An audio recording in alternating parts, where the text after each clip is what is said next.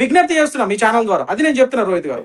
Okay Rajani గారు, ఒక మహిళగా చెప్పండి, అతను మహిళలను అవమానించాలి అన్న ఉద్దేశంలో మాట్లాడా, లేదు నిజంగానే మహిళల స్వేచ్ఛ కోసం మాట్లాడినట్టుగా ఉందా? స్వేచ్ఛ కోసం మాట్లాడేవాడు ఆ దేవతామూర్తులను తీసుకురాకూడదండి. మహిళల మీకు నచ్చినట్టు మీరు ఉండండి అమ్మా, అది మీకు భారతదేశ స్వతంత్రం ఇచ్చినటువంటి హక్కులు అని అక్కడతో ఆపేయచ్చు. మళ్ళీ గరిగపాటి గారిని బూతులు తిట్టడం, హిందువులు ముస్లింస్ అన్ని కప్పుకొని ఉంటారు చూసారా, క్రిస్టియన్స్ చక్కగా గోవా బీచ్ లో పడుకున్నట్టు పడుకోవచ్చు, ఎందుకు మీకు ఈ సాంప్రదాయాలమ్మా, మీరు చక్కగా అన్ని ఇప్పేసి తిరగచ్చు కదా అంటే మాకు లేని బాధ మీకెందుకు? భారతదేశ సంస్కృతిని కాపాడడానికే శ్రీ ధర్మం, భరత మాత అంటారు, భారతదేశాన్ని ఒక శ్రీమూర్తితో పోల్చినటువంటి పరిస్థితి. సో కావాలని అన్నాడా, అన్ఎక్స్పెక్టెడ్ గా అన్నాడంటే వాడు ఏమన్నా విదేశాల్లో పుట్టినోడైతే పోనీలేండి పొరపాటును దొరికిందన్నాడు. గోదావరి జిల్లాలో వెళ్ళినోడు తెలియదా, వాడికి సభ్యత సంస్కారం తెలియదా, వాడి తల్లి గొప్పతనం తెలియదా? ఇప్పుడు బజార్ లో ఆడవాళ్ళందరూ వీడియోలు తీసి చూపిస్తున్నాడే, ఇప్పుడు అవన్నీ చూసి యువత పాడైపోతుంది. ఎన్నాళ్ళ నుంచో దాన్ని ఎలా ఆపాలని ఎన్నోసార్లు అనుకున్నామండి. యూట్యూబ్ కి సినిమాలకి మీరు సెన్సార్లు పెట్టి ఆపేస్తారు, కానీ యూట్యూబ్ లో విష్టాచారంగా థాయిలాండ్ ను చూసి నేర్చుకునేదండి మురిగే కుక్కలారా. వాళ్ళు భారతదేశానికి వచ్చి ఇక్కడ దేవతామూర్తులు దండం పెట్టుకుని వెళ్ళి అక్కడ వ్యాపారాలు చేసుకుంటారు. ఆ దేశంలో చూడడానికే తప్ప మొక్కడానికి ఏమీ లేదు, చూడడానికి సంపాదించుకోవడం తప్ప మొక్కడానికి ఏమీ లేదు. అక్కడ సముద్రాన్ని మొక్కుతావా, అక్కడ ఇసుకను మొక్కుతావా? అక్కడ అన్ని తొక్కుతారు, భారతదేశాన్నే మొక్కుతారు. థాయిలాండ్ ఇంకో దేశాన్ని చూపించి మాకు నువ్వు నీతులు నేర్పనక్కనకల్లా. నీ తల్లి ఈ రోజు నీటిని కొలిసిద్ది, నీ తల్లి ఈ రోజు మట్టికి పూజ చేసిద్ది, నీ తల్లి ఈ రోజు చెట్టుకు పూజ చేసిద్ది, వాళ్ళని చేయమని చూద్దాం. సో ఇది చాలా ఒళ్ళు పొగరు మాటలండి, ఇవన్నీ ఖండించాలా. ఈ రోజు మాకు చాలా సిగ్గు అనిపిస్తుంది. అసలు ఎక్కడికో వెళ్ళి థాయిలాండ్ గొప్పతనం తెలుసా, మీ బతుకులు మీ బాగుపడరా? ఏంటి బాగుపడేది? జాన్ పోప్ వచ్చినప్పుడు కూడా ఈ భారతదేశం మట్టిని దండం పెట్టుకుని ఈ ఫ్లైట్ దిగినాడు. ఆయనకి తెలుసు, ఆ పోపుకు తెలుసు వాళ్ళ క్రిస్టియన్ కల్చర్ అని తెలుసు, అతను విదేశాలు క్రిస్టియన్ నేచర్ అని తెలుసు. కానీ భరత భూమి ఒక హైందత్వ భూమి, ఒక హిందూతత్వ భూమి అని విదేశాల్లో ఉండే పోపుకు తెలిసినట్టు ఇక్కడ ఏది బస్ స్టాండ్ కాడ పాప్కార్న్ అమ్ముకునేవాడు నీలాంటికి తెలియదురా నీకు? నువ్వు గోదావరిలో పుట్టి పెరిగినోడు కదా.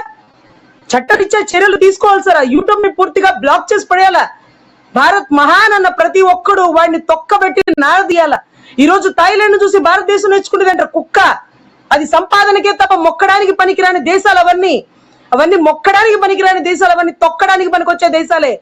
మొక్కడానికి పనికొచ్చిన దేశం కేవలం అన్ని దేశాల్లో జల్లుడేసుకొని చూడు, ఒక్క భారతదేశం మాత్రమే. ఇక్కడ మట్టిని మొక్కుతారు, చెట్టును మొక్కుతారు, నీటిని మొక్కుతారు, ఆడబిడ్డని దేవతగా మొక్కుతారు.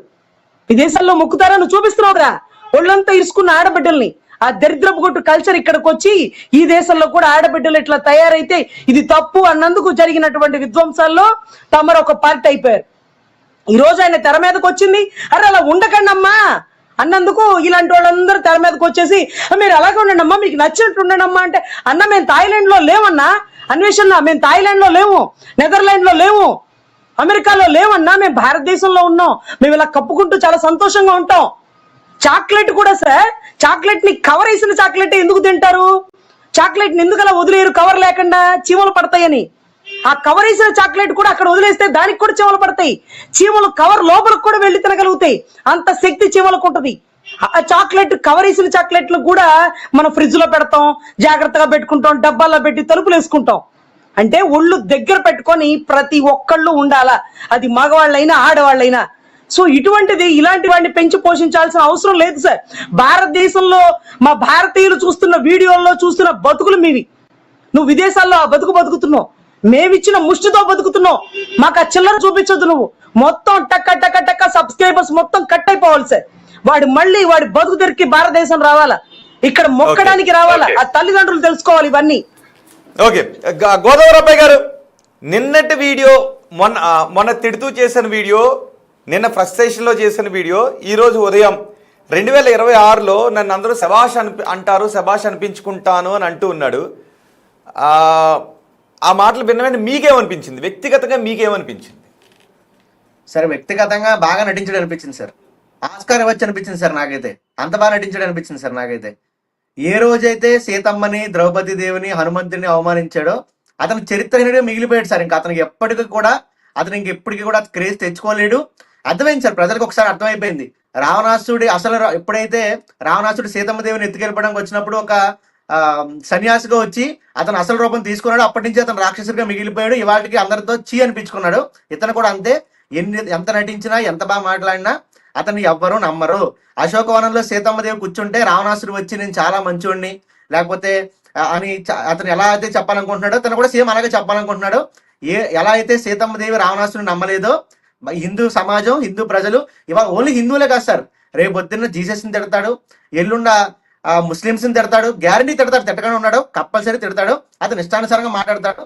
ఎప్పుడైతే మేడం చెప్పినట్టుగా అన్సబ్స్క్రైబ్ చేస్తారో, రిపోర్ట్ కొడతారో అతనికి బుద్ధి రావాలి. కంపల్సరీ మళ్ళీ మన భారతదేశం అడుక్కోవడానికి రావాలి. అప్పుడు ఎవరో భిక్ష కూడా వేయకూడదు సార్. కంపల్సరీ ఆవిడ చెప్పింది 100% కరెక్ట్, మేడం చెప్పింది కరెక్ట్. నెక్స్ట్ ఏమన్నాడు, నేను రోజుకి 18 గంటలు కష్టపడతాను, నేను రోజుకి 18 గంటలు కష్టపడతా, తెల్లవార్లు వీడియోలు చేస్తూనే ఉంటా, మీరు మెసేజ్లు పెట్టలేక చచ్చిపోవాలి అని అన్నాడు.